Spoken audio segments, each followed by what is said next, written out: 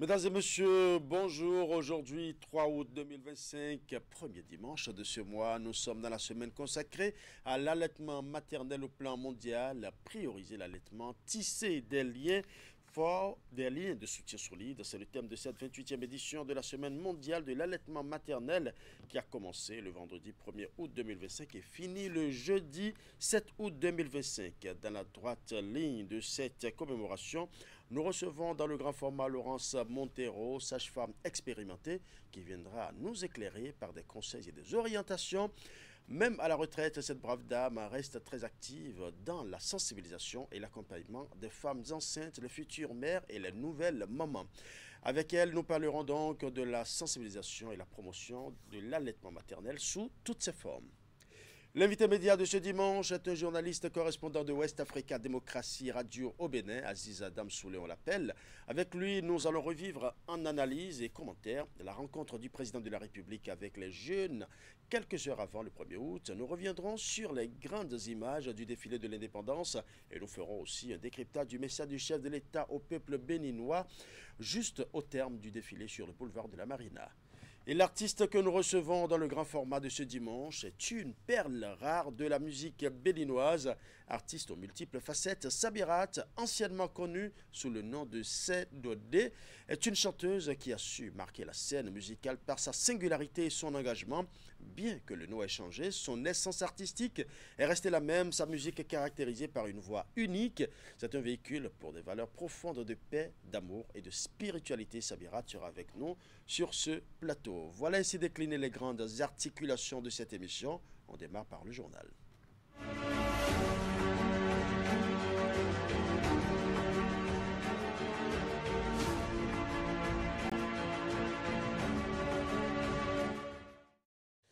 Le maire de la commune de Djougou était face à la presse pour faire le bilan des différentes actions et initiatives entreprises pour améliorer les conditions de vie et de travail des populations.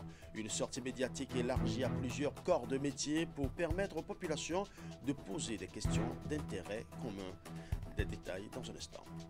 Et de son côté, le maire de la ville de Cotonou offre un dîner à tous ses collaborateurs, ses amis et bien d'autres invités. Un dîner offert dans la soirée du 1er août en signe de gratitude pour tous ceux qui, au niveau de la municipalité, ont collaboré à la réussite du défilé militaire et paramilitaire à Cotonou. Nous ferons également un tour sur l'esplanade de l'Amazone qui accueille depuis hier samedi la phase finale du tournoi national de pétanque 2025. C'est une compétition qui s'inscrit dans le cadre de la célébration du 65e anniversaire d'indépendance du Bénin. Les équipes en lice vont compétir durant 2 jours pour les trophées dans 3 différentes catégories. Voilà pour le titre, mesdames et messieurs. Allons, bonsoir.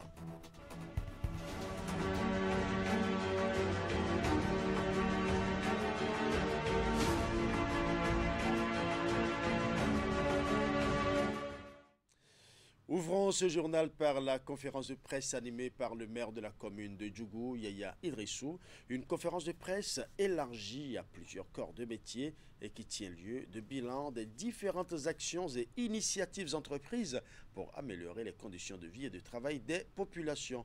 Cette rencontre a permis aux participants de poser plusieurs questions d'intérêt public. Nous allons suivre. Grâce à nos plaidoyers, notamment les plaidoyers de la SE, c'est une rencontre d'importance capitale qui sert de baromètre pour apprécier la courbe des performances réalisées au profit des populations de Djougou. Face aux professionnels des médias invités à cette conférence de presse élargie aux autres corps de métier, le maire de Djougou expose les différentes réalisations et actions entreprises, aussi bien par l'exécutif communal que l'État central. Dans le domaine du cadre de vie et des transports, nous pouvons citer la mise en œuvre du projet asphaltage dans la ville de Djougou, le bitumage des axes Djougou-Savalou, Djougou-Parakou, Djougou-Peyonko, Djougou-Natitengu. La réalisation en cours des ouvertures et reprofilage des voies de la ville. Dans le secteur de la décentralisation, la construction effective de la préfecture et de la cité administrative. Dans le secteur de l'économie, l'octroi des microcrédits à l'AFIA aux femmes pour leur autonomisation. La construction du marché central de Djougou. Toutes ces actions réalisées et projets en cours concourent au bien-être des populations. Occasion pour l'autorité communale de témoigner toute sa gratitude au président Patrice Talon. Je ne saurais terminer mon allocution sans exprimer ma profonde gratitude aux grands artisans de toutes ces belles réalisations. Je veux nommer M. Patrice Talon. Au cours de cette rencontre, les échanges ont été interactifs et participatifs. Ils ont permis à l'assistance de poser quelques questions à l'autorité communale. J'ai constaté que dans le bilan, l'aspect culturel et jeunesse n'a pas été évoqué. Cela suppose que rien n'a été fait dans ce domaine. Quel est le niveau de mobilisation de nos ressources propres? Ma dernière préoccupation est liée au dos d'âne érigé ça et là. Je voudrais savoir la stratégie que la mairie pense mettre en place pour faciliter la mobilité des populations. À ces questions posées, des éléments de réponse et d'éclaircissement pour étancher la soif des intervenants. Pour en parler. 65 ans d'indépendance du Bénin, on en parle encore, un moment de fierté célébré sur l'ensemble du territoire national. Dans le département du Zou, les manifestations officielles se sont déroulées à Abomey et elles se résument au dépôt de gerbes suivi d'une parade militaire. Occasion pour les autorités de faire aux populations le point des différentes réalisations du gouvernement Talon. Voici le compte rendu.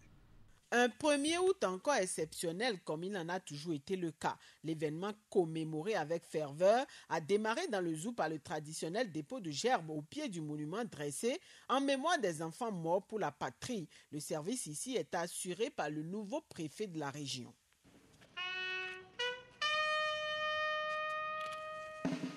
Ce premier acte de l'autorité a précédé le défilé organisé pour la circonstance.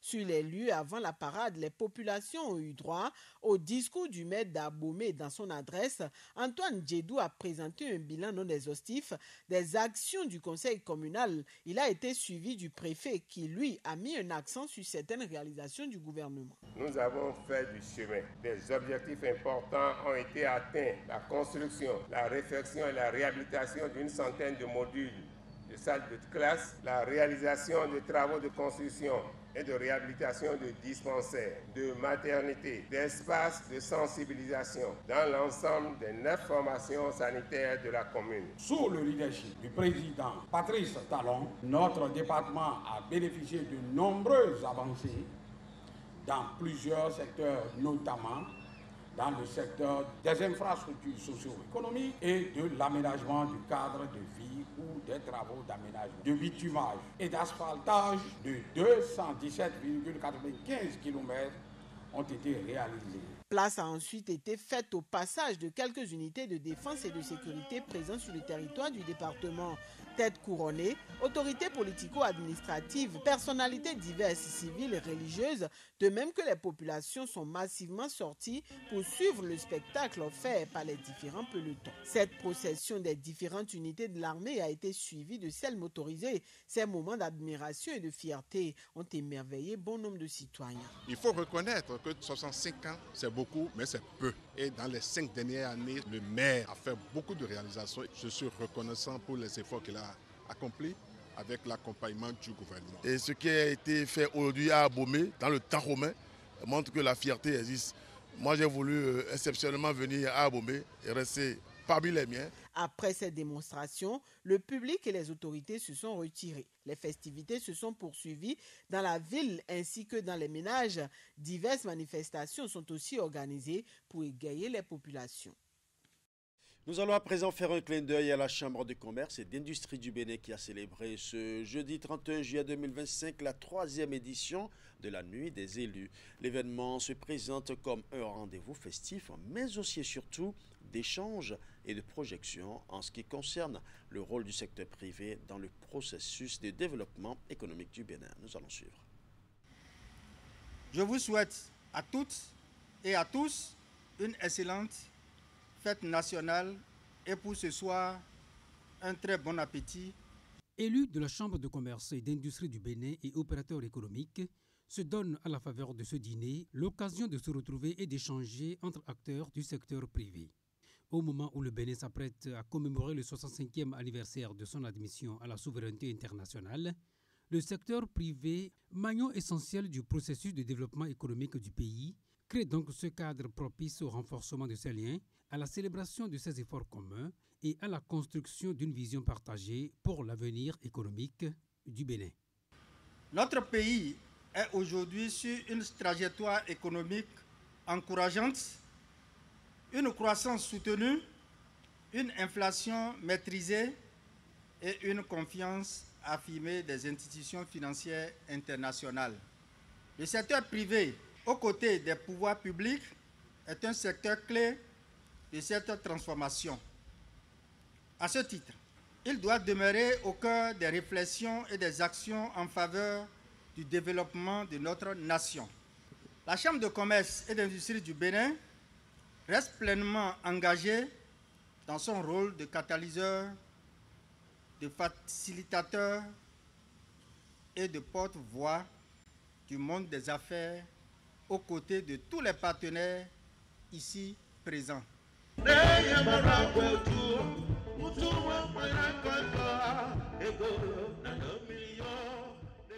En dehors de son caractère festif, la nuit des élus se veut une tribune de réconfort autour des acquis.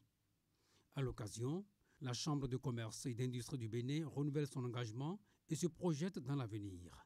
Sur le plan économique, le Bénin a encore du chemin à faire et peut donc compter sur le secteur privé. Le maire de la ville de Cotonou a offert dans la soirée de ce 1er août 2025 un dîner à tous ses collaborateurs, ses amis et bien d'autres invités. C'était après le défilé militaire et paramilitaire à Cotonou. Luc Atrokbo a organisé ce dîner pour non seulement réconforter, mais aussi remercier tous ceux qui, au niveau de la municipalité, ont collaboré à la réussite de l'événement. Reportage. C'est autour de cette table garnie de repas que Luc Setondi Atrokbo joue avec ses collaborateurs, amis et admirateurs de la ville de Cotonou les prolongations des festivités du 1er août 2025. Depuis hier déjà, nous avons lancé les festivités, sinon bien avant. Tout s'est bien déroulé. Je voudrais vous dire merci. Remercier le chef d'État et son gouvernement pour la parfaite organisation. Remercier toutes celles et tous ceux qui ont travaillé à la beauté du défilé aujourd'hui. Le commissaire central et les commissaires d'arrondissement qui sont là, je voudrais leur dire merci et surtout félicitations pour le travail qu'ils abattent tous les jours. Préfet, adjoint au maire, chef quartier, chef d'arrondissement et même les anciens élus de Cotonou. Personne n'a voulu se faire compter ce dîner de gratitude et de réconfort offert par le maire. Je suis très content de ce qu'il fait à la tête et de ce qu'il fait pour notre commune, notre ville. Je suis content qu'il ait organisé ces festivités. La preuve, je suis là, glouton comme vous tous, pour savourer ce qu'il a fait et je voudrais nous souhaiter une très belle fête. Je suis ici pour remercier le maire, Luc Setondi Atrokbo, pour tout le succès que le conseil connaît sous son leadership. C'est lui qui m'a invité.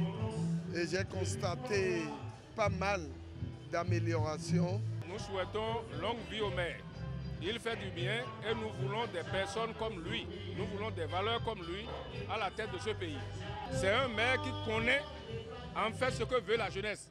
Il sait ce que veut son peuple, ce que veut la ville de Cotonou, ce que veut le Bénin en entier. Ce que je suis venu voir ici ce soir a été une grande surprise pour moi. Pascal Arouanou a spontanément fait parler son cœur à l'égard de Nazer Padonou et de Georges Boko, deux anciennes gloires de la boxe béninoise, honorées à cette soirée. En plus de 2 motos et des comptes bancaires crédités de 500 000 francs chacun offerts par le maire, ces deux anciens pugilistes béninois ont reçu chacun 500 000 francs de la part de Pascal Arouanou. Les membres de l'Association nationale des vendeurs d'essence de contrebande, communément appelée CBAYO, ont également célébré à leur manière le 1er août 2025, le 65e anniversaire d'indépendance du Bénin. Juste après le défilé officiel, ces pétroliers non formels se sont retrouvés à Zogbo pour des moments de convivialité, occasion pour le président de l'association de formuler une doléance à l'endroit des autorités gouvernementales, celle de la formalisation de leur secteur qui contribue pour une grande part à l'économie nationale. Tous en uniforme, les pétroliers non formels se sont retrouvés ici à Zogbo ce 1er août pour célébrer le 65e anniversaire de l'indépendance du Bénin.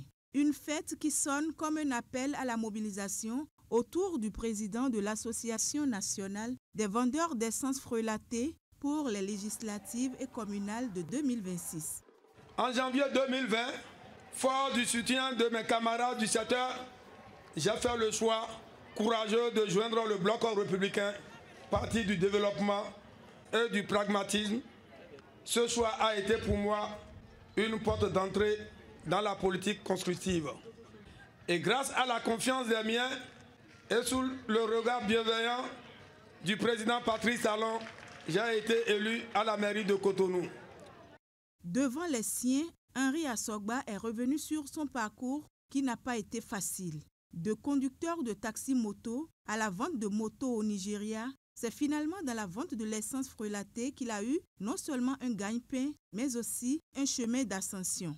Je tiens à remercier du fond de mon cœur les dirigeants de mon parti, le chef de l'État et tous ceux qui œuvrent pour une meilleure reconnaissance des travailleurs du secteur informel. Ma nomination à la tête de l'Organisation nationale des vendeurs d'essence frelatée n'est pas un hasard. C'est le fruit de l'engagement, de l'écoute, de la solidarité. Occasion pour le président de l'Association des vendeurs d'essence frelatée d'adresser un message d'unité, d'espoir et de responsabilité à toute la nation béninoise. La construction du pays ne se fera pas sans ses enfants les plus oubliés. Le secteur informel, que beaucoup regardent de haut, est en réalité un pilier de notre économie. Il mérite encadrement, accompagnement et transformation. Je tends la main aux autorités pour une meilleure intégration du secteur dans la dynamique nationale. Je tends la main à mes collègues pour plus d'organisation, de discipline et de solidarité. Des mots du président de l'Association des vendeurs d'essence frelatée qui feront certainement écho au niveau du chef de l'État et de son gouvernement. Mais en attendant, on profite de la fête, agrémentée par diverses prestations d'artistes et groupes musicaux invités. Autre volet de l'actualité nationale, les nouveaux bacheliers et étudiants de la commune de Kandi dans le département de la Liborie ont été conviés à une séance d'orientation et d'information ce jeudi 31 juillet 2025. Cette rencontre s'est tenue dans les locaux de l'antenne départementale de l'Agence nationale pour la promotion de l'emploi et l'objectif de la séance était de guider les jeunes sur les critères à prendre en compte pour le choix de leur filière d'études. Ils ont aussi reçu des outils pour mieux s'insérer sur le marché de l'emploi. Nous allons suivre. Ils sont très nombreux ces jeunes nouveaux bacheliers, étudiants et parents à avoir répondu présent à la journée d'orientation et d'information de l'étudiant et de l'élève Joie 2025. Placée sous le thème « Trouve ta voie, construis ton avenir », cette séance d'orientation est une initiative de l'Agence nationale pour l'emploi ANPE. Elle s'est déroulée à l'antenne départementale de la Liborie à Kandi. En termes d'orientation, il faut un certain nombre de choses. Les clés pour réussir aujourd'hui son insertion, son orientation professionnelle sont fondamentalement trois. La première des clés, ce sont les compétences. Les compétences qui sont un ensemble de caractéristiques, qui sont un ensemble de valeurs, qui sont un ensemble de bien-être professionnel ou personnel dont dispose le jeune pour pouvoir opérer ce choix. Elle comprend aussi les talents et les passions. Donc, pour opérer un choix, il faut premièrement tenir compte de ça, des compétences et de sa passion. Dr Kokou Gbewetunwusa de la direction de l'enseignement supérieur, représentant le ministère de l'enseignement supérieur et de la recherche scientifique, a mis en lumière la stratégie à adopter afin de pouvoir faire un bon choix de filière de formation. Nous avons une panoplie de filières, je peux les citer toutes ici, mais en fonction du bac que vous avez, vous pouvez faire le choix. Lorsque vous avez un bac A, regardez tout de suite les débouchés. Qu'est-ce que vous avez envie de devenir? Et à partir de ça, à partir de cela, et à partir du bac que vous allez faire votre choix. Au thème de cette séance, les participants se réjouissent des orientations et informations obtenues. Pour eux, cette initiative leur permettra de mieux opérer leur choix de filière. Avec la science que nous venions de suivre, ça m'a beaucoup aidé parce que moi, je comptais beaucoup sur la bourse. Mais avec tout ce qu'ils viennent de nous dire, j'ai fini par comprendre que ce n'est pas seulement avoir la bourse qui compte. Je ne peux pas seulement opter pour la bourse en ignorant le don que Dieu m'a donné. Cette séance d'orientation et d'information des nouveaux bacheliers et étudiants s'est achevée dans une ambiance conviviale et chaleureuse. Pour rappel, l'Agence nationale pour l'emploi ANPE a pour fonction principale d'accompagner les demandeurs d'emploi dans leurs recherches et de faciliter le recrutement pour les entreprises. Parlons à présent du Conseil supérieur de transition de l'Église du christianisme céleste qui a tenu du 23 au 31 juillet 2025 sa troisième session ordinaire sous la présidence de son coordonnateur général. Cette session s'inscrit dans la dynamique du processus de réunification initié depuis février 2025. Au cours des travaux dirigés par 3 commissions, les membres du Conseil supérieur de transition ont convenu de l'adoption de plusieurs avant-projets et des recommandations fondamentales déterminantes pour le processus d'unification. Voici les propos du rapporteur à la clôture des travaux. À l'issue des travaux des 3 commissions, les membres du CST ont validé plusieurs documents structurants, à savoir l'avant-projet de constitution de l'Église céleste unifiée, l'avant-projet du règlement intérieur de l'Église, des recommandations majeures sur les textes fondamentaux, les cultes, la liturgie, ainsi que la gouvernance administrative et financière. L'avant-projet de constitution pose les fondements juridiques et doctrinaux de l'Église, tout en actualisant les statuts fondateurs déposés en 1956. Il définit les organes de gouvernance, les conditions d'adhésion, les structures territoriales et les modalités de succession pastorale. Le règlement intérieur renforce la structuration de l'Église en définissant les règles de fonctionnement administratif et spirituel, les rôles, les tenues sacerdotales harmonisées, ainsi que l'organisation hiérarchique depuis le siège mondial jusqu'aux paroisses.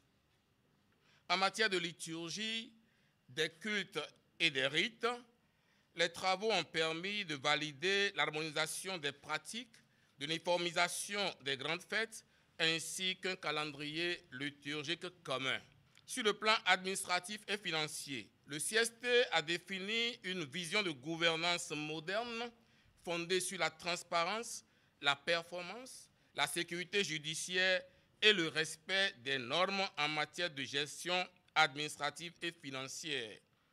Parmi les mesures phares figurent l'inventaire du patrimoine ecclésial, l'unicité de caisse, la numérisation des processus, la création d'un fonds pour les œuvres sociales, la mise en place d'un système de rémunération pour les responsables spirituels, l'introduction des outils de gestion modernes dans le management de l'Église du christianisme céleste.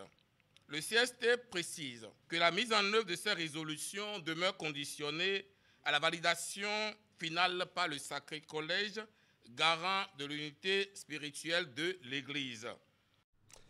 Une note de sport avant de clore ce journal. L'esplanade de l'Amazone accueille depuis hier, samedi 2 août, la phase finale du tournoi national de pétanque 2025.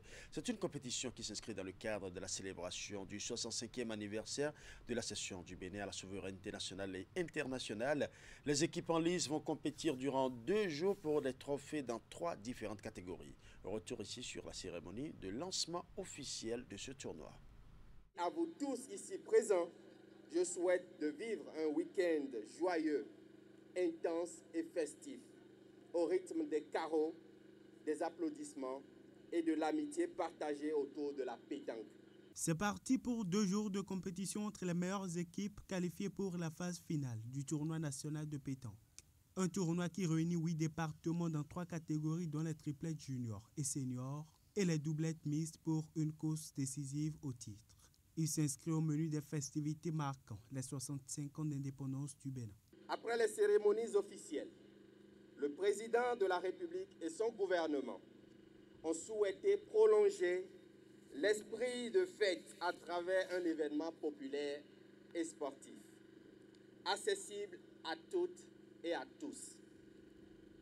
Et quoi de plus naturel que de le faire autour de la pétanque, ce sport de précision et de convivialité qui rassemble des générations.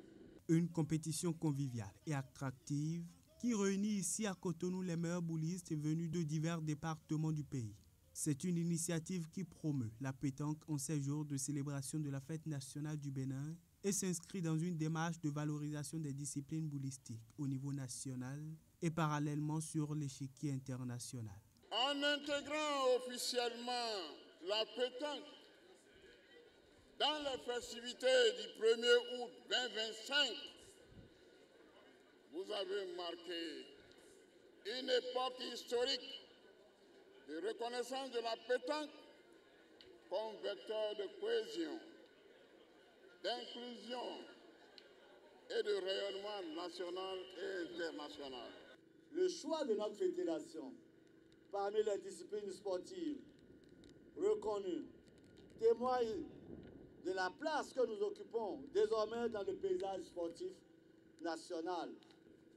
Que ce beau tournoi national devienne un rendez-vous annuel, symbole de cohésion et de fierté sportive.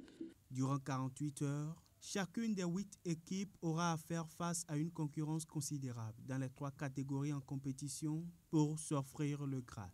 Le top est déjà donné pour le spectacle et le public en raffole. C'est la fin du journal. Nous ouvrons donc la deuxième partie de notre émission avec l'invité de la semaine.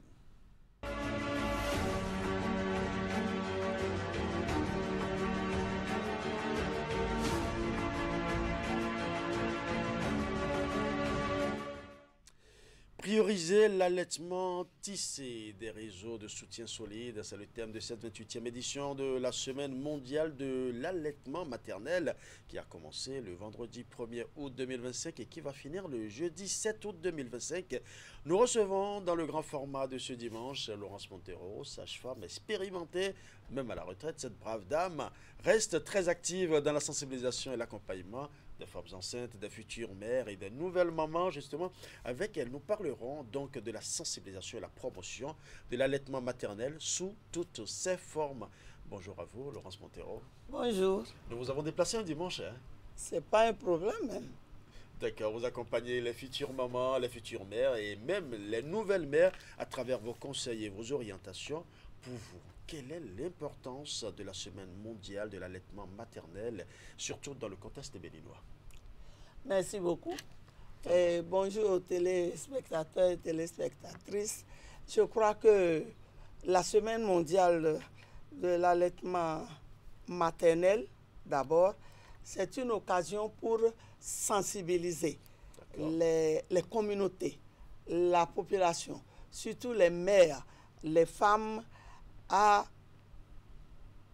mettre l'accent sur l'allaitement maternel exclusif pendant 6 mois. Quels sont alors les principaux défis liés à la sensibilisation et à la promotion de l'allaitement maternel au Bénin? Vous savez, les défis, ce n'est pas aujourd'hui que nous parlons de l'allaitement maternel et de l'allaitement maternel exclusif.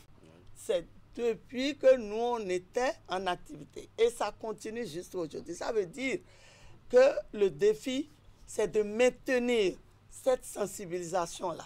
Oui. C'est de ne pas baisser les bras et de faire comprendre aux jeunes mères, aux jeunes dames, qu'il faut nourrir le bébé de 0 à 6 mois à l'allaitement maternel. C'est-à-dire le mettre au sein sans y ajouter de l'eau, ni de la tisane, ni quelque produit que ce soit. Est-ce que c'est ça la spécificité de l'allaitement exclusif? Oui, c'est le sein tout le temps, surtout lorsque le bébé réclame lorsqu'il doit manger à des heures régulières, il faut le mettre au sein.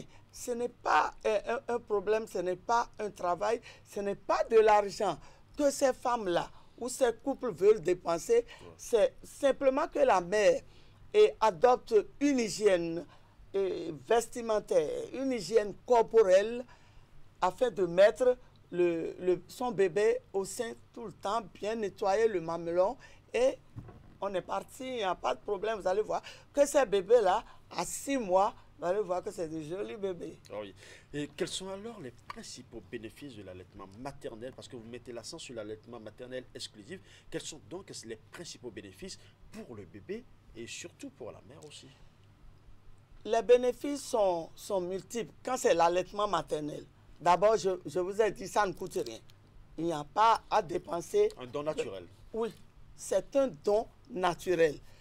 Et deuxièmement, c'est que le bébé, une fois qu'il tète sa maman, la maman le regarde, le bébé regarde sa maman.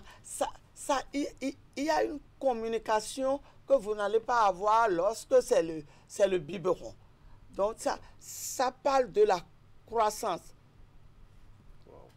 La croissance et le développement psychomoteur de l'enfant. Ah, bien sûr, parce que quand le bébé ne parle pas, mais quand il tète, il regarde sa maman, la main le regarde, il y a quelque chose qui tourne. Une sorte d'alchimie, vous direz. Voilà.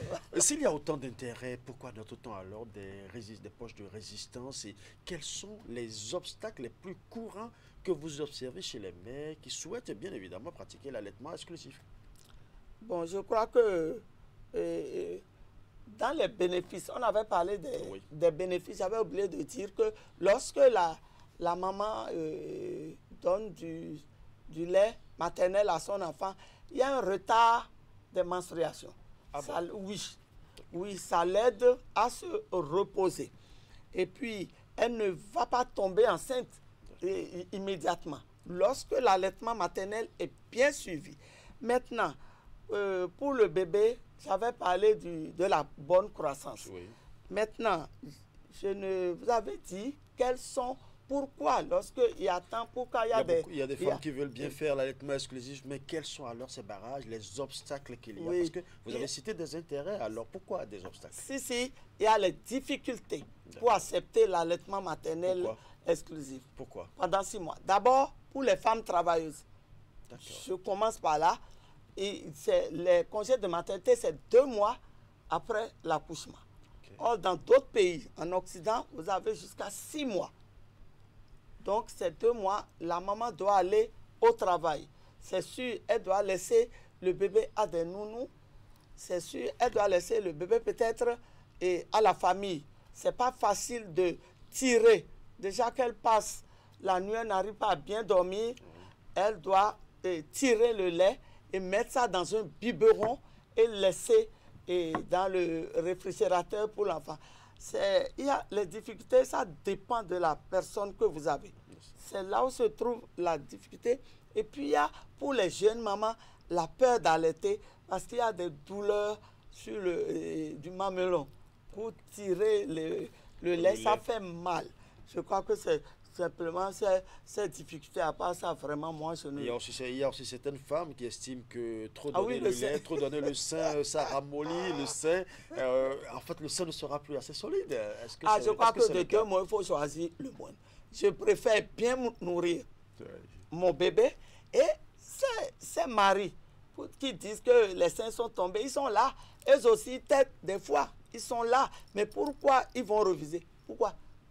Non, il ne faut pas avoir ça dans la tête. Il faut bien nourrir son bébé. Je crois que le mari doit accompagner aussi. Mais je pense que lorsque même les seins tombent, ça dépend de la position que la maman adopte en allaitant son enfant. Il y a une position spécifique pour ça? Ah, bien sûr. Il faut vous asseoir, avoir le dos collé à un mur. Ça dit il faut rester bien droit. Donc le buste bien droit. Voilà, le buste bien droit. Bien tenir le bébé dans l'angle du bras, oui, le coude ici. Voilà, relever, ne pas être comme, ne pas se rabaisser sur l'enfant.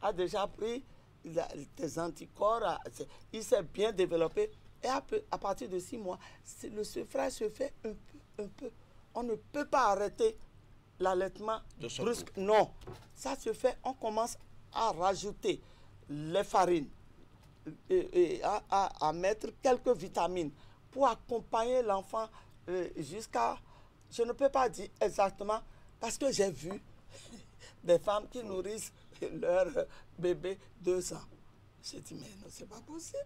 Je dis oui, l'enfant aime téter même si cet enfant mange. Wow. Donc, le sevrage, ça dépend de chaque femme et de chaque bébé qui accepte ou non. Ouais. Mais au moins jusqu'à 6 mois, allaitement maternel exclusif. Oui, voilà. Sans eau, ni tisane, rien. Parce que dans le lait maternel, il y a déjà 90% d'eau. D'accord. Quels sont les messages clés à partager aujourd'hui avec les femmes enceintes, les jeunes mères, concernant l'importance de l'allaitement exclusif?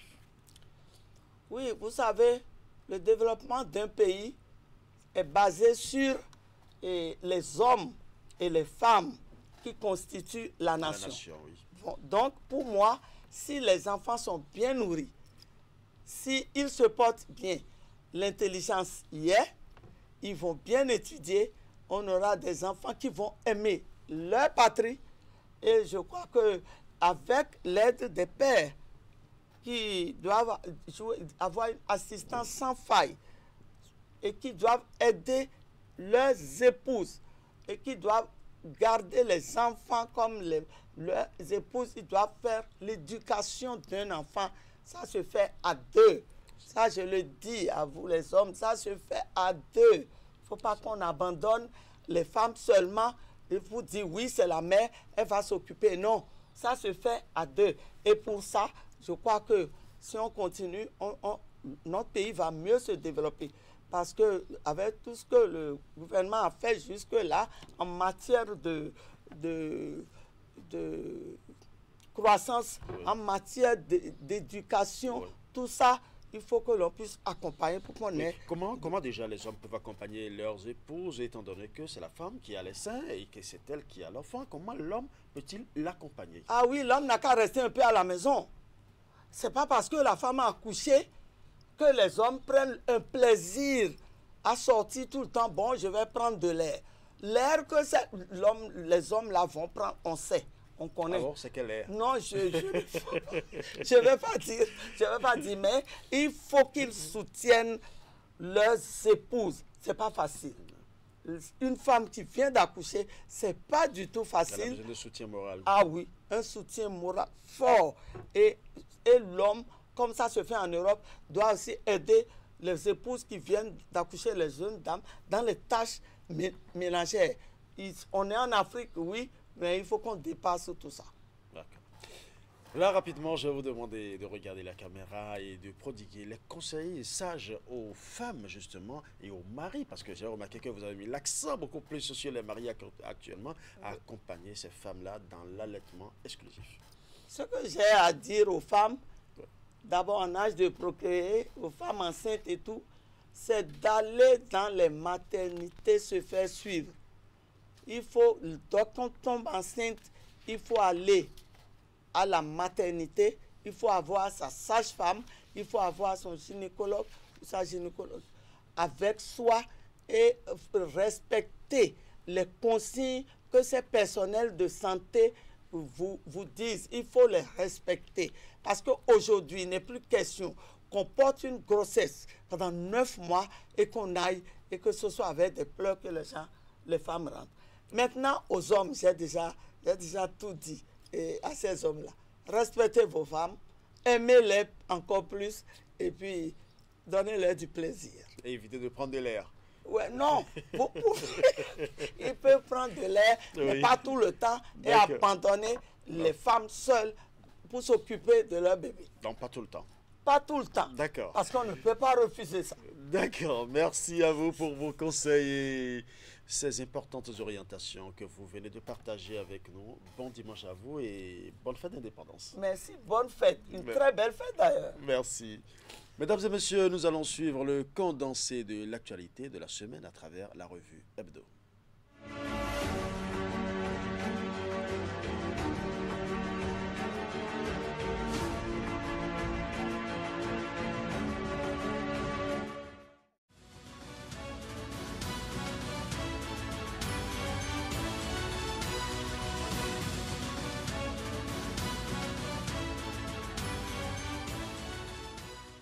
Mesdemoiselles, Mesdames et Messieurs, bonjour et bienvenue sur la revue de presse. Mercredi, le matinal informait que le chef de l'État, Patrice Talon, s'est rendu dans la cité historique de Niki le mardi 29 juillet 2025 où il a échangé avec l'empereur sur les commodités et les préparatifs relatifs à la commémoration de la fête de la Gani. Des travaux supplémentaires sont annoncés.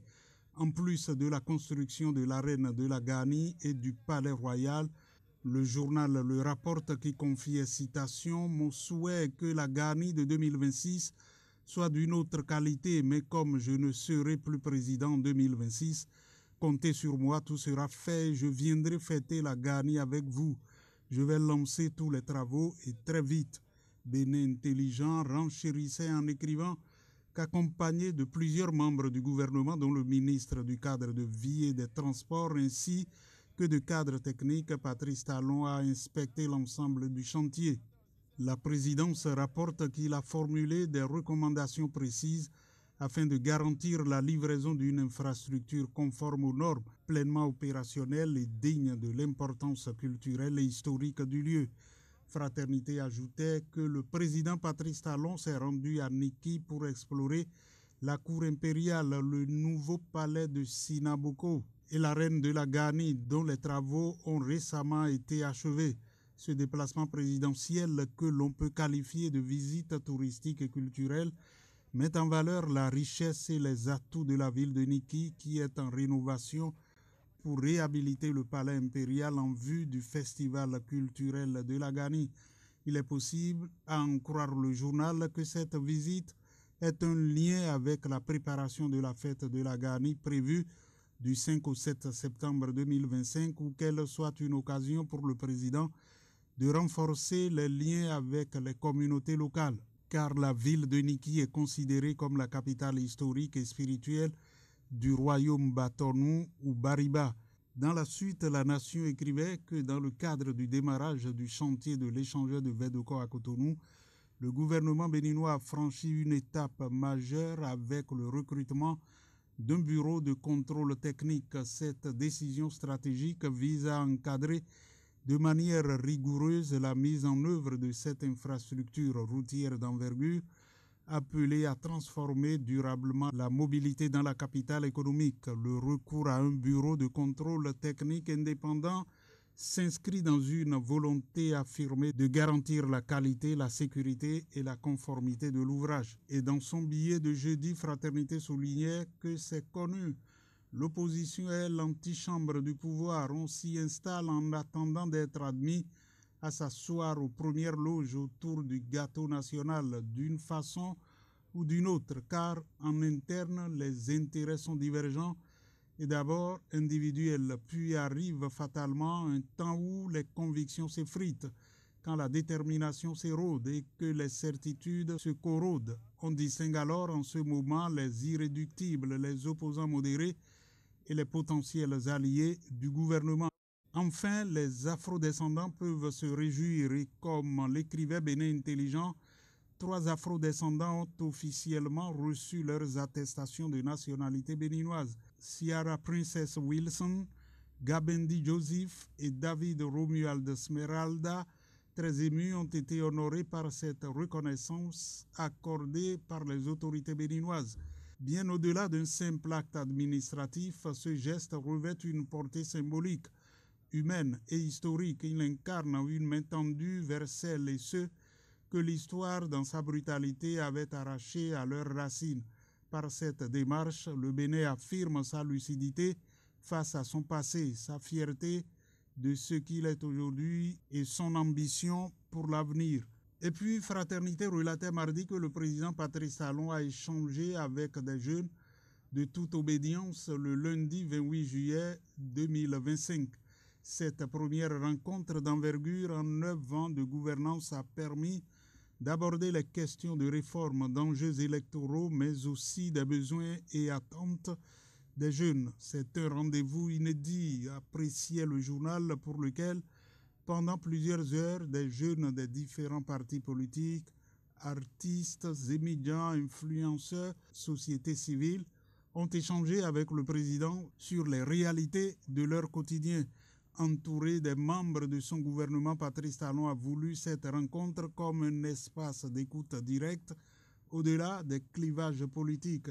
C'est donc en présence de jeunes issus de tous les horizons, y compris des partis d'opposition, que le chef de l'État a exposé sa vision et justifié les réformes mises en œuvre depuis 2016. Face aux enjeux électoraux, le président a affirmé sans langue de bois que le choix de son successeur ne se fera pas sans les jeunes.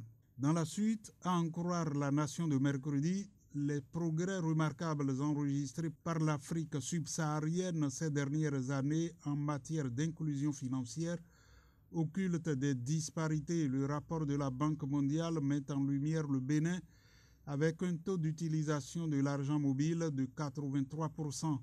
Le pays occupe la première place dans l'espace UEMOA devant le Burkina Faso qui détient 89% de taux d'adoption mais un peu moins de pénétration selon les indicateurs croisés. Cette position avait d'ailleurs été notifiée récemment par le rapport pays de la Banque africaine de développement. Ce développement s'explique par plusieurs facteurs dont l'expansion rapide des points d'accès à l'argent mobile, la simplification des services bancaires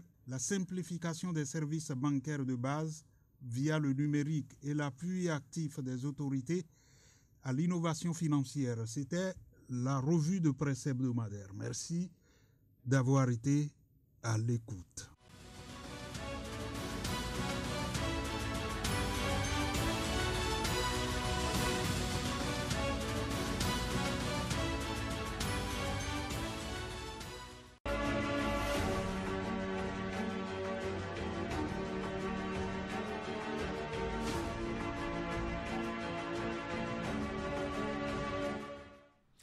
Il est déjà confortablement installé, notre invité média. Bonjour Aziz Adam Souley.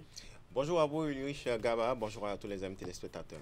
Vous êtes journaliste correspondant de West Africa Démocratie Radio au Bénin. Merci d'avoir accepté notre invitation. C'est un plaisir, c'est un devoir. Voilà. Vous avez suivi l'actualité ces derniers jours. Patrice Talon a reçu au palais de la Marina plusieurs jeunes de divers secteurs d'activité. Il a échangé avec eux sur sa vision du Bénin et ce qu'il attend de la jeunesse béninoise. Pourquoi une telle rencontre, la première du genre, depuis son accession à la magistrature suprême, et surtout, pourquoi maintenant? Bon, déjà, il faut saluer le geste. Saluer le geste, vous l'avez rappelé tout à l'heure. Pourquoi maintenant? Écoutez, c'est le chef de l'État qui maîtrise seul son agenda et c'est lui qui décide en tant que chef de l'exécutif du moment où il pourra programmer ces jeunes-là et c'est lui qui définit également le timing adéquat pour recevoir en tout cas toutes les composantes, si on peut le dire ainsi, de la nation. Alors, ceci dit, vous demandez pourquoi c'est maintenant qu'il décide de rencontrer ces jeunes et leur parler certainement des problèmes de la République 9 ans après. Sans doute parce qu'il est déjà sur la dernière ligne droite, il est sur la descente et puis il a jugé bon, comme il a commencé par le faire d'ailleurs, depuis peu on a vu qu'il a rencontré par exemple les préfets, les élus communaux et autres. Donc cette fois-ci, après je crois bien 2 semaines en arrière, la rencontre avec je crois les investisseurs, il a jugé bon donc rencontrer ces jeunes-là. Je pense que il fallait justement qu'il le fasse ou peut-être il a pu, toute analyse faite, adhérer à un certain nombre de requêtes, notamment cette rencontre-là. La jeunesse qui a soif de le rencontrer pour discuter véritablement d'un certain nombre de difficultés, notamment la question de l'emploi. Et donc, on a pu voir à bâton rompu. Est-ce qu'une rencontre un peu plus tôt n'aurait pas pu quand même de recalibrer justement les réformes pour aider justement cette jeunesse? Oui, une rencontre plus tôt, comme je le signifiais, au risque de me répéter, c'est le chef de l'État qui sait la façon dont il programme ces choses et selon son calendrier, parce qu'il n'a pas que ça à faire. Seulement, on sait, mais certainement, il a jugé opportun. Parce que vous savez, généralement, quand vous n'avez pas suffisamment sans doute d'arguments pour vous défendre, il faut que vous ayez, en tout cas, on va dire, toutes les armes pour apporter un certain nombre, certainement, de clarifications. Et donc, il a peut-être jugé que c'est le moment idéal où il est temps, maintenant que je rencontre cette couche-là de la jeunesse, cette couche-là du devenir, l'avenir de demain, pour pouvoir leur expliquer un certain nombre de choses, peut-être d'une manière ou d'une autre, où j'ai pu été incompris. C'est le moment également de leur exposer. Alors, allons dans le fond. Dans le fond, on a vu un Patrice Talon vraiment décontracté, en un bon communicateur, en un bon père de famille qui était vraiment au contact de ces jeunes-là. On a vu que c'était véritablement à bâton rompu. Moi, j'avoue, j'ai apprécié le style.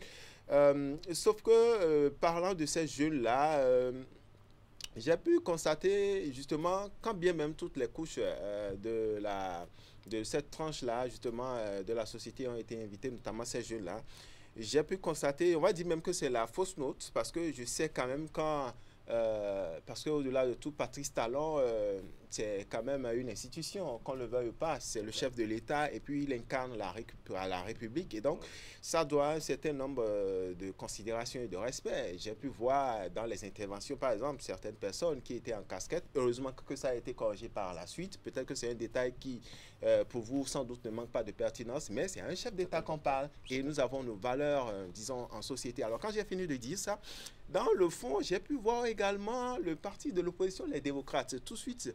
C'est vrai que c'est leur style et je le leur concède. J'ai pu remarquer le noir pour dire quoi. Peut-être sans doute de ce qu'on a pu avoir comme information, c'est leur façon à eux de manifester leur mécontentement, leur désarroi, certainement par rapport à un certain nombre de choses.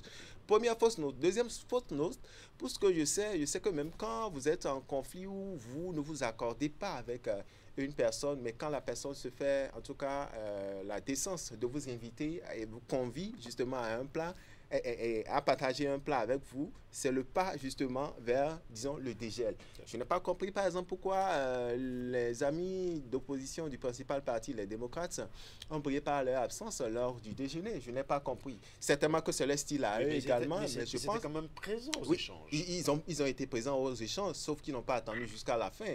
Est-ce que c'est une façon de dire de façon radicale qu'ils ne sont pas pour la gouvernance? Non, écoutez, je crois que quand j'ai fini de dire ça également, cette rencontre, au-delà de ce que j'ai évoqué tout à l'heure, c'était véritablement une séance, peut-être on va dire, à l'allure d'une reddition de comptes pour la jeunesse. À l'allure d'une reddition de comptes parce que durant 9 ans, voici un certain nombre de réformes qui, que ce soit dans la douleur ou dans l'allégresse, ont pu être opérées. Des réformes qui aujourd'hui, quand bien même tout n'est pas forcément rose, on voit les impacts sur le terrain. Et donc, j'ai pu remarquer un Patrice Talon qui a justifié, par exemple, pourquoi il a pu prendre justement une décision allant une loi sur l'embauche.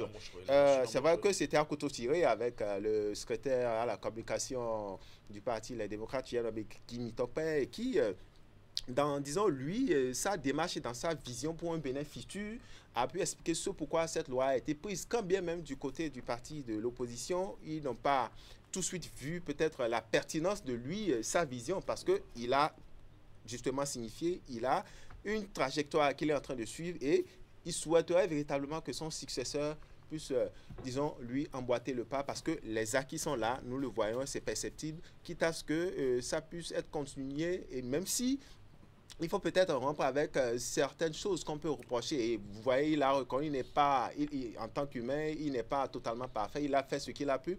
Alors, il y a eu d'autres préoccupations également. Cette rencontre avec la jeunesse, je reviens sur votre première préoccupation toujours. Quand vous demandez pourquoi depuis 9 ans il a attendu maintenant, oui, depuis 9 ans il a attendu pour, disons, voir véritablement qu'est-ce qui a pu évoluer, qu'est-ce qui a pu donner un autre sens justement à l'engagement de la jeunesse. Vous avez vu par exemple, il a évoqué, toute humilité gardée, par exemple sur cet aspect-là, la formation professionnelle qui a été, on va dire, un os dans la gorge justement de ce régime-là. Pas que rien n'est fait totalement, mais il y a déjà un pas qui est franchi et il souhaite véritablement que son successeur puisse améliorer déjà l'existant. Et donc, pour moi, c'est un motif de satisfaction, même si... on va dire peut-être dans la communication à outrance, parce qu'on a pu voir certaines images qui ont circulé et ça n'a pas tardé aussi. Le président du principal parti de l'opposition a aussi réagi par la suite à cette fameuse sortie-là qui précise que, bon,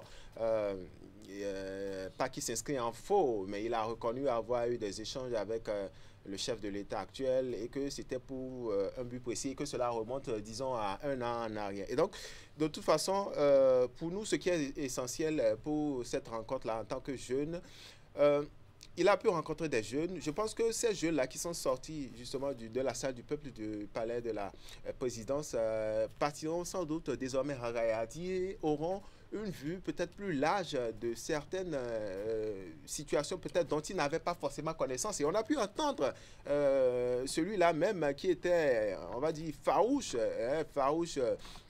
aux décisions de la rupture. Thibaut Ougou qui, humblement, par exemple, a reconnu que quand tu es peut-être de loin, tu te fais une image, mais quand tu es au contact, tu as une certaine vision, mais quand tu es au contact réellement de la réalité, il y a un certain nombre de choses que tu peut-être ne te permets plus de dire. Donc pour moi, globalement, l'un mis dans l'autre, au-delà peut-être de ces quelques fausses notes remarquées, ça a été une rencontre en tout cas de vérité. Ça a été pour moi également, parce que quand on pousse l'analyse un peu plus loin, ça a été également une rencontre de messages, parce que là, on a vu un chef de l'État, à la fois le politique qui a parlé, et ça a été aussi l'occasion de lancer plusieurs messages à la fois. Parce que tout à l'heure, vous avez parlé de son successeur plusieurs fois d'ailleurs.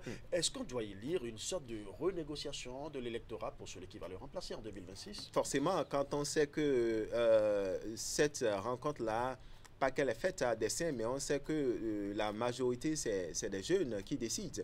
Et cette jeunesse-là est un peu comme un vecteur pour aller porter, disons, la bonne ou mauvaise nouvelle là, selon les positions. Et donc, tel que vous le formulez, votre question, je pense que pas forcément une renégociation, mais peut-être un point à mi-parcours, d'abord, de ce qui a été fait jusque-là, et peut-être un appel à une prise de conscience collective. Est-ce que le message a eu vraiment d'impact? Un message qui, comme je le disais, forcément doit avoir eu d'impact peu ou prou, parce que j'ai donné un cas tout à l'heure en amont, un opposant qui aujourd'hui, un opposant au régime, pas qu'il est réfractaire sur toute la ligne, il a pu reconnaître qu'un certain nombre de pas ont été franchis, quitte à ce que maintenant, la doléance d'ailleurs, j'ai aimé la réponse justement du chef de l'État qui a dit la requête ne sera pas aussi systématique, mais qu'il verra dans la mesure du possible comment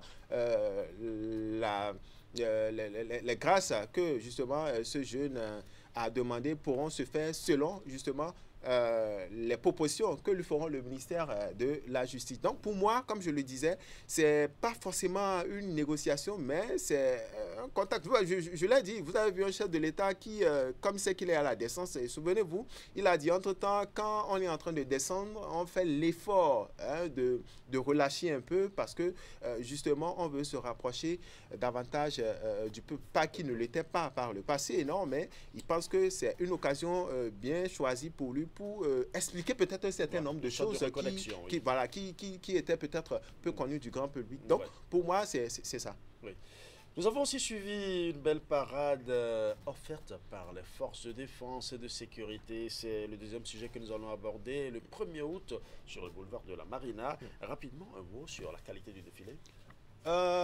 Qualité du défilé, ça vient quand on est amoureux, en tout cas qu'on a le sens du patriotisme. ça vient fouetter en tout cas en nous cette fibre patriotique-là. En tant que Béninois, on peut, sans risque de se tromper, se targuer de dire qu'on est fier d'être Béninois. Quand je vais dans le fond de l'organisation même, c'est vrai qu'il y a peut-être à dire, parce qu'on a pu remarquer certaines absences, mais avant de revenir sur les absences, que ce soit dans le calibrage, le timing, c'est là, je profite de votre plateau pour tirer un coup de chapeau à la SRTB qui, dans une maestria et dans une organisation franchement à nul autre pareil, c'est vrai que depuis 2 ans déjà, le service public nous fait l'effort parce que moi, pour vous dire vrai, je suis resté chez moi, j'ai suivi le défilé de bout en bout. Je me suis dit certainement que j'ai pu voir certaines séquences que le citoyen lambda peut-être qui se serait téléporté, qui se serait déplacé plutôt sur le lieu de défilé n'a pu voir. Et donc, je profite pour dire que ça a été vraiment un coup de chapeau pour le service public qui nous a offert en tout cas ce défilé-là dans les règles de l'art. C'est à mettre à leur actif. Et donc, dans le fond, un défilé des forces de défense et de sécurité, on a pu voir la parade des différents détachements. Sauf que, est-ce que le refus des pays de l'AES à participer justement à ce défilé voudrait dire que malgré la main tendue du Bénin, ils restent campés sur leur position? C'est la grosse interrogation. Mais toujours est-il qu'il faut reconnaître que le Bénin a prouvé par A plus B qu'il est pour la coopération sous-régionale. Il a montré, je crois bien, le porte-parole du gouvernement lors d'une sortie également l'a signifié. Et donc, si dans ce lot-là, c'est la Côte d'Ivoire, je crois bien, celle qui s'est présentée, bon, je pense que le Bénin prend acte tout simplement. Le Bénin prend acte et évolue selon sa politique et sa stratégie de lutte contre le terrorisme. Bon, dans l'autre chose également que j'ai pu voir, c'est vrai qu'on a vu plusieurs personnalités qui ont répondu favorablement à l'invitation justement de ce défilé, sauf que elle a dit que c'est le signe d'un malaise profond parce qu'on n'a vu aucun parti de l'opposition présent à cette rencontre-là. Elle a dit que c'est le signe, c'est une forme de manifester son mécontentement, c'est une manière de dire peut-être qu'il y a encore malaise malgré cette descente-là du chef de l'État. Et donc, chacun en tout cas pourra en faire son commentaire, mais pour ce que nous avons vu, ce que nous avons constaté, globalement, à mon humble avis, on peut dire que c'est un pari gagné quoi, pour Patrice Talon pour ce défilé et tout ce qu'on a pu voir ça et là et à la fin également. Ouais. Nous avons eu plusieurs pelotons de femmes de différentes composantes des forces de défense et de sécurité. Ouais. Le défilé pédestre est d'ailleurs ouvert par des femmes et refermé par des femmes. Est-ce une symbolique, un message ou juste une parade comme tout autre? Déjà, vous aurez déjà remarqué que depuis que le gouvernement est là, depuis peu, on sent que tout le pouvoir est donné à la femme. J'en ai pour ne prendre ce seul exemple, la ministre justement des Affaires sociales qui cumule son poste, on va dire, au ministère des Enseignements. Il y a aussi le ministre du cadre de vie qui cumule aussi plusieurs autres postes. Oui, on peut le dire ainsi, mais on sait que généralement, la femme, quand on fait une analyse par le passé, n'avait pas également cette confiance-là, justement, de nos dirigeants. Vous voyez aujourd'hui une femme ministre de la République qui cumule 2 postes. Je pense que si on va voir, on peut compter du bout des doigts par le passé comment cela a été fait et pour quelle durée. Vous voyez, depuis peu, on a remarqué, pour ne prendre que cet exemple. Alors, revenant justement sur les différents détachements des femmes, oui, c'est le symbole justement de celles devant qui elles ont défilé. Je veux parler justement de la statue de l'Amazone. Ça montre... je pense que c'est un signal fort et c'est un message également que le chef de l'État partant leur lance. Vous avez la possibilité, on peut vous faire confiance, vous avez la capacité également. Ne soyez pas étonnés. Bon, moi, je me serais attendu pour les prochaines législatives et les prochaines élections. C'est vrai que dans le starting block, on n'a pas encore de quoi supputer et discuter, mais j'ose espérer que peut-être dans les tout prochains jours, dans les duos de candidature, on aura suffisamment de femmes pour aller à ces différentes élections-là. Peut-être 2 ou 3 femmes, attendons de voir. Mais toujours est-il que pour ces différents défilés auxquels nous avons assisté, Oui, je peux dire que c'est peut-être que c'est l'heure de l'éveil qui a sonné. L'heure de l'éveil, on a pu voir des femmes. Et l'autre que moi j'ai pu remarquer, qui vient encore confirmer ce motif-là de fierté, cette fille patriotique-là, qui m'anime en tant que Béninois, c'est également l'hymne national. On a pu voir l'hymne national également qui a été chanté dans d'autres langues par le passé lors des précédentes dans des précédents défilés. Oui. On a pu voir l'hymne national, voyez-vous, chanter en Nadja, une langue en tout cas du Bénin, avec maestria par cette jeune artiste-là.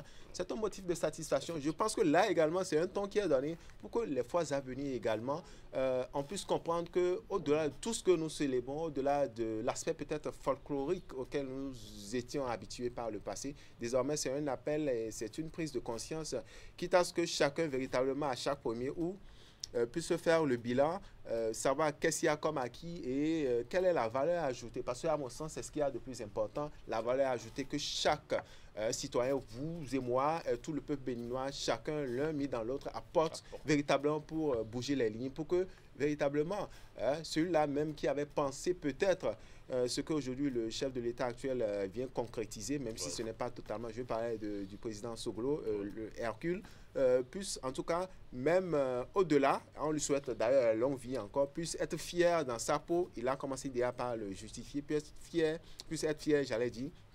Et voilà, et que le Bénin continue, je vais dire même à la limite, d'étonner encore et encore et au-delà. On a pu voir ces derniers mois plusieurs rencontres internationales. Cela dénote de ce que l'économie de notre pays, et le Bénin en tout cas, fait bonne impression. Voyez-vous, à l'international, il y a beaucoup, si on doit l'étaler, on ne va pas finir de prendre des exemples. Des exemples sont légion. Et donc, on peut se dire, en tant que jeune, en tant que Béninois, que depuis peu, vous savez, ce n'est pas une question de politique ou politicienne. Il faut être réaliste et pouvoir dire quand ça ne va pas.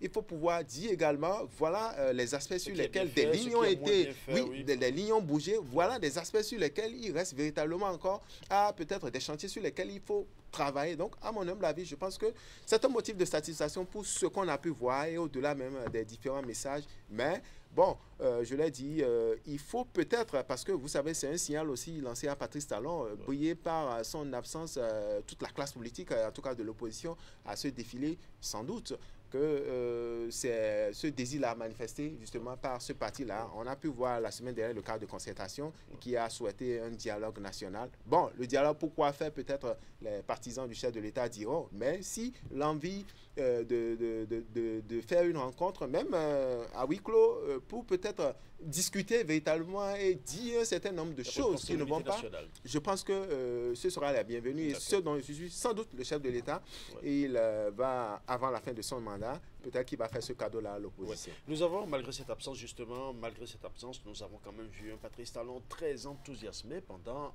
et surtout après le défilé. Il a d'ailleurs livré un message succinct mais plein de sens. Il a d'abord précisé qu'il a donné le meilleur de lui-même. Secondo, il reconnaît que ce fut très dur par moments.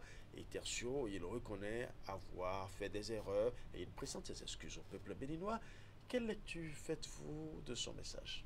Je vais vous étonner parce que je pouvais tout imaginer sauf un Patrice Talon, pas parce qu'il n'a pas le sens de l'humilité, mais on sait que l'homme, quand il est droit dans ses bottes, il fonce, quel que soit, disons, les récriminations, les plaintes, les lamentations, les jérémiades, les complaintes, il les exécute, comme je le dis, souvent sa feuille de route. Et donc, j'avoue que ça a été une grosse surprise pour moi, une surprise agréable, même à la limite, parce que je me dis, on est en fin de mandat, quoi de plus beau pour peut-être le peuple qui a soif d'écouter le chef de l'État. Vous me lancez, c'est son dernier 1er août qu'il célèbre. Donc, je pense que c'était en même temps un moment de message, mais c'est l'apothéose pour lui. Il a souhaité qu'il soit à la fin de son mandat porté en triomphe. Bon, c'est vrai qu'à la fin, on a pu voir une foule justement scander son nom à l'unisson et tout ça. Cela dénote de ce que malgré, voyez-vous, malgré les blessures, malgré parce qu'il a reconnu qu'il n'est pas forcément parfait et que, bon, voilà, ce qu'il a pu, en fonction en tout cas de ses capacités, en fonction de son génie, apporter pour véritablement corriger un certain nombre de choses qu'il a pu le faire. Donc je pense que pour moi, toute humilité gardée, c'était à mettre à son actif et c'était peut-être l'occasion pour lui, peut-être enfin, de dire ce que beaucoup pensent, parce que je crois à cette rencontre avec la jeunesse, il a dit quand vous êtes au pouvoir, la réalité est tout autre, mais quand vous êtes au banc de touche également, c'est toute une autre réalité. Donc, quand on a la gestion du pouvoir, c'est véritablement difficile. Heureusement que lui n'a pas fait comme l'autre qui, dans un passé récent, a dit que voilà, il signe plusieurs documents et il n'a pas regardé ça, il a rempilé, il est encore candidat, suivez mon regard. Et donc, c'est bien, c'est un motif de satisfaction. C'est également une belle image au-delà de tout ce qu'on peut dire pour le Bénin. Bon, à mon sens, non, une opération de charme, non, je ne peux pas le dire dans la mesure où ça aurait été la même posture, à mon humble avis, pour tout bon chef d'État qui est en fin de mandat, faire rapidement un bilan, reconnaître que c'est pas tout qui a été rose sous son magistère et souhaiter le meilleur pour son prédécesseur. Merci à vous, Aziz Adam Souley. Je rappelle que vous êtes journaliste correspondant de West Africa Démocratie Radio au Bénin. Bon dimanche à vous. C'est un plaisir, à dimanche prochain. Bonne fête d'indépendance, parce que j'ai senti que vous avez été fouetté, votre fibre patriotique a été véritablement fouettée. Ah oui, il le faut, parce qu'aujourd'hui, on peut, sans risque de se tromper, dire qu'on peut, pas qu'on n'était pas fier d'être béninois, mais on l'est davantage fier d'être béninois. Et en tant que jeune, je pense que c'est à cette culture-là, nous devrions aller, nous devrions bouger véritablement les lignes pour que demain, nous soyons justement, pas forcément un Patrice Talon dans chose-là, mais un bâtisseur également. Merci à vous, mesdames et messieurs. C'est le moment de faire un clin d'œil à nos partenaires, le temps d'installer l'artiste de la semaine. Vous avez toujours fait attention aux détails. Pour vous, la qualité ne se négocie pas quand il s'agit de votre bien-être. Leader Pressing, votre partenaire de tous les jours, toujours aux petits soins pour maintenir vos habits au top niveau. De nouvelles machines pour plus de rapidité, quel que soit le volume. De nouvelles boutiques pour être plus proche de vous. Leader Pressing, l'efficacité à un prix imbattable.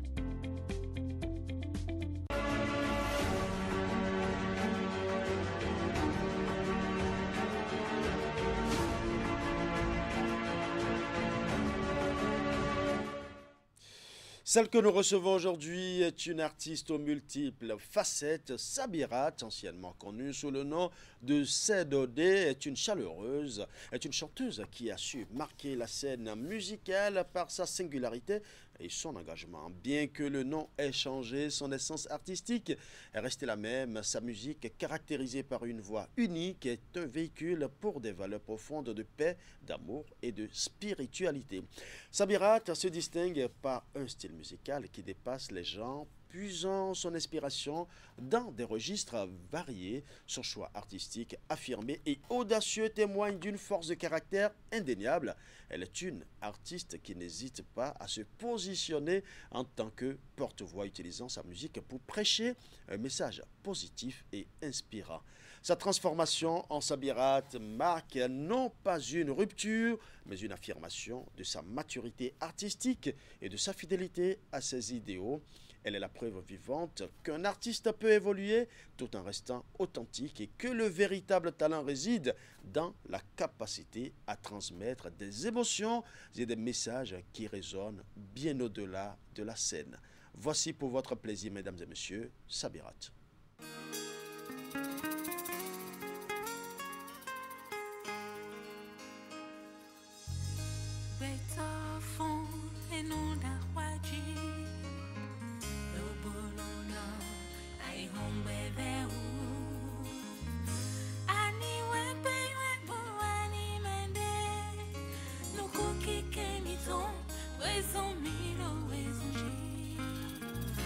Non so c'è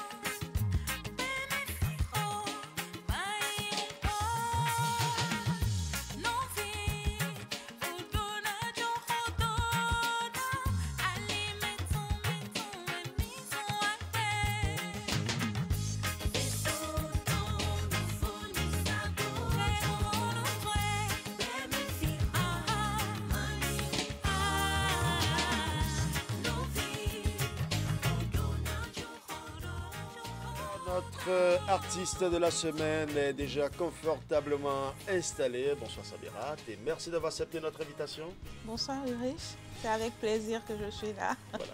À l'état civil, vous répondez au nom de Gladys Sedodé Sabirat et Djamian, c'est bien cela. Et vous êtes né 3 septembre 1984. Nous avons fait nos recherches, bien évidemment. De nationalité ivoiro-béninoise, vous avez découvert votre vocation pour la musique dès votre entrée au cours secondaire. Avant de continuer votre portrait, j'aimerais que vous nous parlez, que vous partagiez avec nous les débuts de votre passion, sinon de votre vocation pour la musique. Alors, merci beaucoup. Déjà, il y a une recherche qui a été faite, ok. C'est notre travail ici. Ok, alors, effectivement, je suis Gladys à l'état civil, mais aussi Sabirat. Et j'ai commencé la musique en 2005, je vais dire. C'est vrai que j'avais déjà des penchants avec La passion y était déjà. Voilà, les concours intercollèges et tout. Mais j'ai vraiment commencé en 2005 avec les Casseurs. Quand j'ai intégré, quand je suis allée à l'université, et donc j'ai intégré les Casseurs, l'orchestre de l'UAC. Ouais. Et dans voilà, un pur produit de l'EACE. Exactement, j'y ai fait plusieurs années. Et donc voilà, ça m'a donné l'amour de la musique. J'ai travaillé sur plusieurs genres et tout, et après je crois que le reggae m'a choisi. Ouais, ça veut dire que c'était les promotionnels des Aleska et consorts. Oui, un peu, sauf que Aleska, c'était mon devancier. Et c'est d'ailleurs l'une des personnes qui m'ont vraiment poussé vers le reggae par leur passion, leur truc là. Donc, je le salue au passage. Ouais. On leur rend hommage ici très rapidement. Et Sabirat, je continue mon portrait d'ailleurs, est une artiste béninoise reconnue pour son engagement dans la musique reggae. Un genre musical auquel elle ajoute des sonorités traditionnelles jazz et acoustiques. Sa message axé sur l'amour, la paix, la spiritualité. Elle utilise sa musique pour dénoncer les injustices et promouvoir les valeurs positives. D'abord, pourquoi le reggae? Alors, le reggae, comme je disais tout à l'heure, le reggae m'a choisi, tout simplement. Parce que c'est vrai que il y a le mouvement Rasta, qui est très relié au reggae. Donc, on attend de voir les Rastas faire du reggae. Mais moi, j'avoue que mon penchant pour le reggae est purement musical. D'accord. Purement musical. Et il y a des sensibilités dans le reggae que j'arrive pas à avoir dans d'autres genres. Et avec le reggae, les messages sont forts. Tu peux passer des messages forts, tu peux te faire entendre et tout par une certaine cible. Il faut le préciser. Mais voilà, j'ai été choisie, tout simplement. Quels sont les grands artistes du reggae qui vous ont le plus inspiré? Bob Marley déjà. Ouais, ça c'est Bob certain. Marley. Non, je m'attendais à Bob Marley, oui, déjà. Après Bob Marley. Après Bob Marley, il y a Lucky Dubé pour sa mélodie, pour sa musicalité. Après, il y a Etana, qui est une reggae woman aussi jamaïcaine, qui elle, je l'adore. Je crois que c'est elle mon idole, partout en fait, parce que on a des similitudes, cette douceur, cette sensualité dans la façon de chanter le reggae et tout. Et voilà. Vous avez bien fait de parler de sensualité parce qu'avec sa voix suave et entraînante, Sabirat est une artiste engagée utilisant sa musique pour transmettre des messages positifs et promouvoir la paix et la spiritualité. Qu'est-ce qui justifie cet engagement? Alors, déjà, je suis quelqu'un d'assez spirituel. J'aime beaucoup la profondeur dans les ressentis, dans tout ce qui est spiritualité et tout. Et je ne vois pas d'autres gens plus adaptés pour ça, en fait. Parce que déjà, le reggae à la source sort d'un mouvement spirituel. C'est une philosophie. Voilà, donc voilà, déjà ça. Et ensuite, c'est vrai que d'aucuns diront que j'ai pas une voix forcément pour le reggae, mais j'essaie chaque jour de leur montrer que c'est pas vrai. C'est vrai? C'est pas vrai parce que il y a rien de figé. Il faut pouvoir bouger les normes, il faut pouvoir repousser les limites plus loin. Et donc voilà, mon engagement c'est l'amour du prochain, c'est l'amour que j'ai pour mon prochain, c'est l'envie de vouloir dire ce que j'ai dans le cœur et de me faire écouter. Et de façon directe, ou pas détournée? Pas détourné. D'accord. Pas du tout. Je poursuis toujours mon portrait parce que nous avons fait beaucoup d'investigations sur vous. Samira, tu es détentrice d'un master en communication et relations publiques de l'Université d'Abomey-Calavi. C'est bien cela? Oui, c'est bien cela. Et de diplôme de technicien supérieur en diplomatie et relations internationales de l'École nationale d'administration et de magistrature, ENAM. Exactement. Voilà. Elle allie ses compétences intellectuelles aux dons artistiques dont elle est dotée pour s'imprégner progressivement et solidement dans l'esprit du public. Aujourd'hui, Samira s'impose comme l'une des rares reggae women au Bénin. Comment faites-vous pour synchroniser toutes ces compétences sans conflits internes? Alors, il n'y a pas forcément de conflit aujourd'hui parce que j'ai choisi de me spécialiser dans la communication. Est-ce que je vais dire dans la communication? Oui, un peu, mais ayant trait à la culture. Donc, je suis rédactrice de projets culturels, je gère des projets culturels et donc je suis à fond dans mon domaine qui est la musique. D'accord. Et donc, quand on parle de musique, on parle de communication, on parle de relations publiques. Donc, voilà, j'ai pas de problème pour conjuguer tout ça. C'est vrai que c'est pas évident parce que pendant que tu as un concert quelque part, on te demande quelque part pour couvrir des événements et tout. Ouais. Mais on gère, ça va. On gère. Oui. Eh bien, nous allons gérer très rapidement en suivant une autre chanson de Samira. D'accord. Cette chanson est intitulée Almighty Jah. Ok.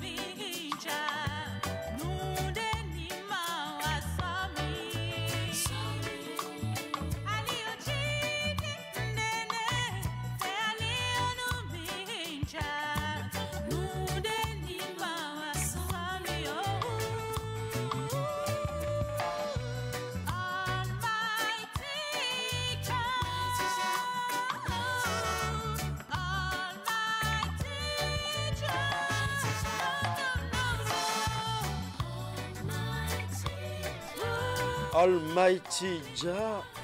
Quel est le message derrière cette chanson? Alors, le message derrière Almighty Jah, c'est une invocation au divin pour obtenir sa protection, sa guidance sur un chemin déjà annoncé assez tortueux et difficile. Ouais. Vous l'aviez annoncé tout à l'heure, en plus de votre carrière musicale, vous accompagnez également des acteurs culturels dans des projets divers, que ce soit dans la musique, la littérature ou l'écriture. Parlez-nous un peu de cette autre facette de Sabirat. Alors, cette autre facette de Sabirat, ce que les gens ne savent pas peut-être ou qui savent un peu, c'est que je suis littéraire et j'aime beaucoup l'écriture, j'aime beaucoup la littérature en griffe. Et donc, je rédige des projets pour les porteurs de projets. Je suis beaucoup plus spécialisée dans les projets culturels et j'écris aussi. C'est vrai que je n'ai pas encore publié mes œuvres, mais ça vient. J'écris aussi. Ça fait beaucoup, hein? Oui. On chante, on lit, on écrit. Et vous avez joué... on va remercier Dieu qui nous donne autant de cadeaux. Ouais. Voilà. Donc vous avez joué sur plusieurs scènes nationales et internationales. C'était même peu probable que je vous reçoive aujourd'hui puisque vous étiez sur scène pour la veillée musicale du 1er août à Parakou jeudi dernier. Exactement. Et merci d'avoir bousculé un peu votre programme pour répondre à notre invitation. C'est avec plaisir et merci de souligner cela. Ouais. Je voudrais dire merci déjà au ministère de la Culture et à la DAC parce qu'aujourd'hui, on sent que le reggae est en train d'avoir sa place dans l'arène musicale béninoise parce qu'on m'a appelé pour faire du reggae. On ne m'a pas appelé juste comme une simple artiste, mais on m'a dit on veut une reggae woman. Et voilà, et ça s'est passé à la fête de la musique, ça s'est passé à la fête de la nuit de l'indépendance. Et voilà, je dis merci. Et c'est avec plaisir que je suis là parce que sans vous, qu'est-ce que nous, artistes, on est. Donc voilà. Ouais. Je sais aussi que vous avez à votre actif plusieurs distinctions et nominations. Oui, on a fait beaucoup de recherches, je continue de le préciser. En 2016, vous êtes nominé dans la catégorie Meilleur Espoir Béné Top 10. Vous étiez deuxième meilleur espoir féminin de Trophée Marie Musique, toujours en 2016 bien évidemment. Exactement. En 2022, vous êtes la meilleure révélation musique reggae de FESCUGV Award. Et en 2022, toujours, vous êtes nominé dans la catégorie Meilleur artiste révélation de Bénin Showbiz Award. En 2023, vous êtes lauréate artiste femme leader du Bénin, distinguée par Fondation Bellywood. Et en 2024, vous êtes présélectionné par le programme Tremplin de la musique conçu par l'Institut français du Bénin. Que pense Sabira aujourd'hui du chemin parcouru? Mon chemin, je crois que je dois dire merci déjà à l'univers de me permettre de vraiment continuer le chemin parce que ce n'est pas forcément facile et je suis contente. Je crois que on peut dire qu'on a quand même tenu un peu et c'était pas évident avec le style que j'ai choisi et voir tout ça malgré les temps de silence qu'il y a eu, je crois que c'est positif. Aujourd'hui, c'est positif. Hein? Oui, je Très crois positif. que c'est positif. Et il y a beaucoup d'espoir aussi. Mais bien sûr, bien sûr. Et voilà, quand je revois encore tout ce parcours, je suis encore plus motivée à continuer. Vous parlez de parcours et puisque nous parlons de parcours, je vous invite à revivre d'où vous venez à travers ce clip que vous-même vous allez découvrir. D'accord.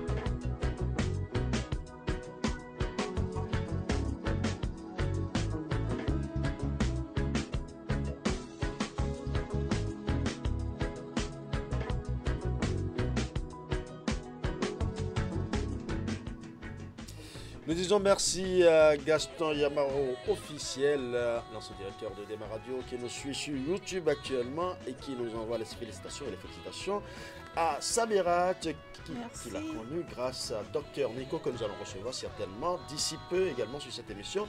Nous disons également merci à Ghislain Estil Agoudi, qui nous accompagne souvent, grâce aux artistes, grâce à la porte qui nous ouvre sur le monde des artistes.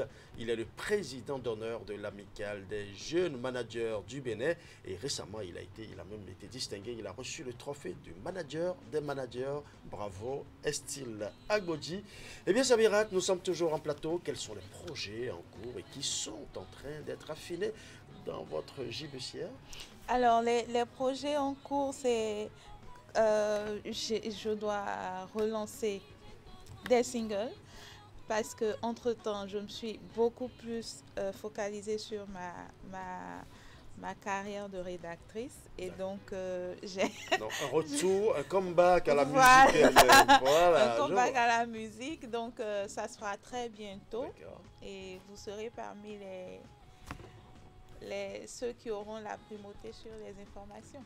Ah oui, nous voudrions voir les premiers clips de Sabirat sur Canal 3 Bénin. Avec plaisir. Parce que nous sommes là justement pour faire la promotion de tous les artistes béninois, hommes comme femmes. Nous accompagnons les artistes de diverses manières. L'essentiel, c'est que le travail soit affiné, que le travail soit beau. Des conseils aux jeunes filles qui veulent aussi se lancer dans la musique, parce que c'est rare de voir une jeune dame faire du reggae. Oui, des conseils aux jeunes filles qui veulent se lancer dans la musique, c'est déjà d'avoir les bases avant de se lancer. Qu'est-ce que vous mettez dans les bases? Dans les bases, c'est la technicité qu'il faut. Parce que c'est pas évident, c'est une jungle et quand tu n'as pas, ce n'est pas seulement le talent, mais quand tu n'as pas ce qu'il faut comme... qui doit soutenir le talent comme la technique et tout, c'est un peu compliqué. Et ensuite, c'est de ne pas avoir peur de montrer ce qu'on peut faire et de ne pas non plus avoir peur de se lancer sur quelque chose parce que beaucoup ne sont pas là-dessus. C'est d'avoir confiance en soi et de travailler à fond pour garder sa place. Mais moi, j'invite toutes les filles qui ont envie de faire du reggae. Elles peuvent y aller, quoi, parce que il y a rien qui bloque en fait.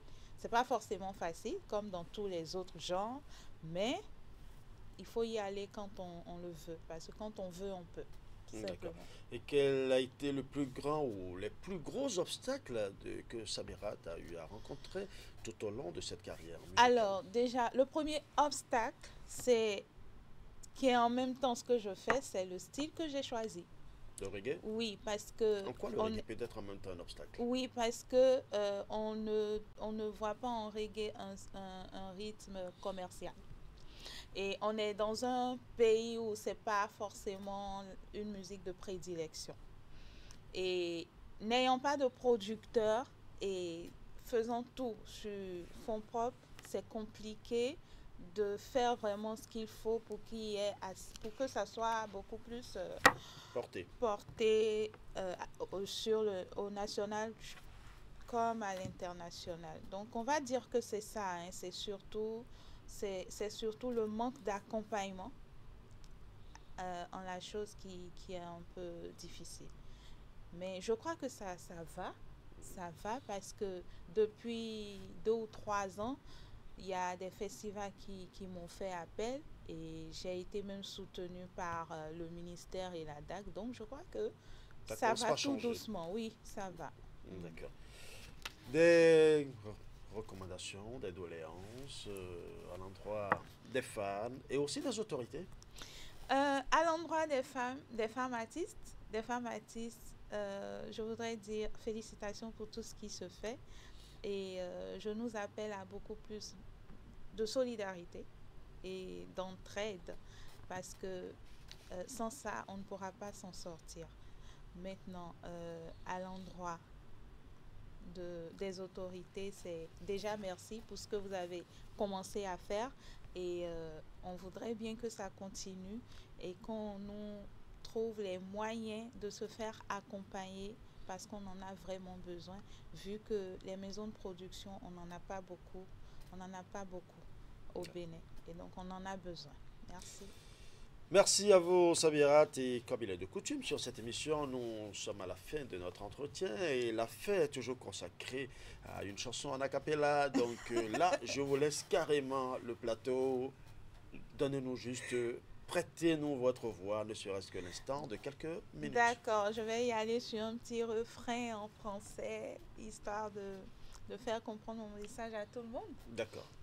Ne tue pas ta racine, c'est ça ton identité.